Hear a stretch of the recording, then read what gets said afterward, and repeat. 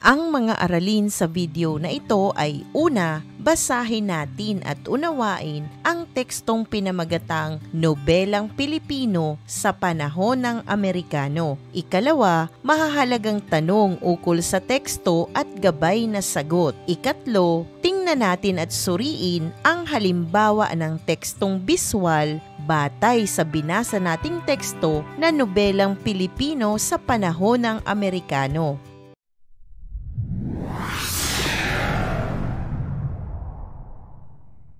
Dumako na tayo sa unang bahagi ng ating aralin. Basahin natin at unawain ang tekstong pinamagatang Nobelang Pilipino sa Panahon ng Amerikano. Muling namukadkad ang husay sa pagsusulat ng mga nobelista sa pagdating ng mga Amerikano sa ating bansa. Makabayan ang paksa ng mga nobela sa panahong ito. Bagaman itinago ang mga suliraning panlipunan na di hayag na ipinakita sa mga akda na sa unang malas ay may himig ng pagliligawan at pag-ibig. Ang paksang nasyonalismo na naging tuon ay nakaugat sa pagnanasang magkaroon ng ganap na kalayaan ang bansa mula sa mga mestisong mananakop.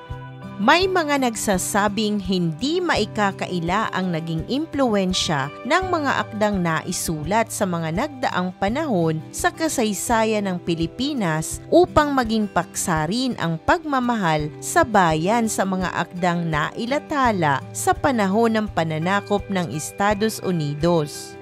Ang romantisismong nabadha sa akda ni Francisco Baltasar, maging ang mga isyu at damdaming makabayan na tinalakay ni Rizal sa mga nobelang No Limitangere at El Filibusterismo ay naging impluwensya rin na nakita sa panulat ng mga manunulat sa panahon ng mga Amerikano.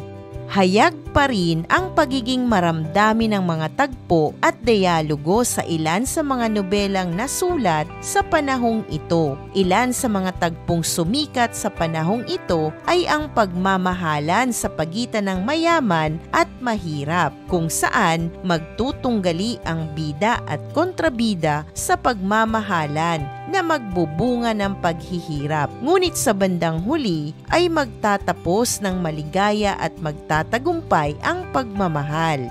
Mainam ang pagkakasulat ng mga akdang nalathala sa panahong ito. Ilan sa mga naibigan ng mga mambabasa ay ang Salawahang Pag-ibig ni Lope K. Santos na lumabas sa serye ng Ang Kaliwanagan. Ang akda ni Valeriano H. Peña na pinamagatang Si Rosa at si Valerio at Anino ng Kahapon ni Francisco Laksamana. Mainam na mabasa ng bawat Pilipino ang mga nobelang ito na nalathala sa itinuturing na panahong ginto ng nobelang Tagalog.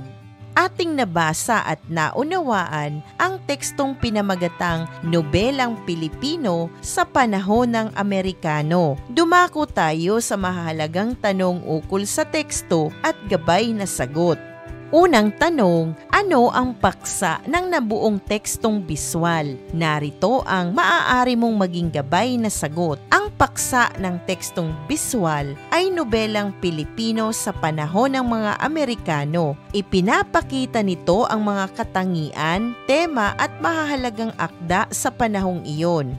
Ikalawang tanong, ano-anong impormasyon ang ipinakikita ng bawat bahagi ng tekstong ating binasa? Narito ang maaari mong maging gabay na sagot. Ipinakikita ng bawat bahagi ang una, sa paksa at tema, mga pangunahing ideya gaya ng nasyonalismo, pag-ibig at tunggalian sa lipunan. Kalawa, impluwensya ng mga akda, mga naunang akdang Pilipino na nakaimpluwensya sa mga nobela noong panahon ng Amerikano. Ikatlo, ano ang label ng mga bahagi ng tekstong biswal batay sa binasa nating teksto kanina? Narito ang maaari mong maging gabay na sagot. Ang mga label ay una, paksa at tema. Ikalawa, impluwensya ng mga akda. At ang panghuli, mga halimbawa ng nobela. Ika-4 na tanong, malinaw at wasto ba ang ideyang ipinakikita sa tekstong biswal? Narito ang maaari mong maging gabay na sagot. Oo, malinaw ang pagkakaayos ng mga impormasyon at wasto ang ugnayan ng bawat bahagi. Madaling maunawaan kung paano umusbong ang nobelang Pilipino sa ilalim ng impluwensyang Amerikano at kung ano-anong paksa ang tinalakay. Ika-5 tanong, angkop ba ang ganitong uri ng tekstong biswal sa paksa? Narito ang maaari mong maging gabay na sagot. Sa ating palagay, oo. Ang concept map ay angkop dahil ipinakikita nito ang ugnayan ng mga ideya mula sa pangunahing paksa patungo sa tema, impluwensya at mga halimbawa. Nakatutulong ito upang madaling maunawaan ang kabuuang nilalaman ng teksto. Upang higit mong maunawaan at makita kung paano nga ba isagawa ang tekstong biswal, dumako tayo dito sa bahagi ng halimbawa kung paano sinisimulan at gawin ang tekstong biswal batay sa tekstong ating binasa kanina.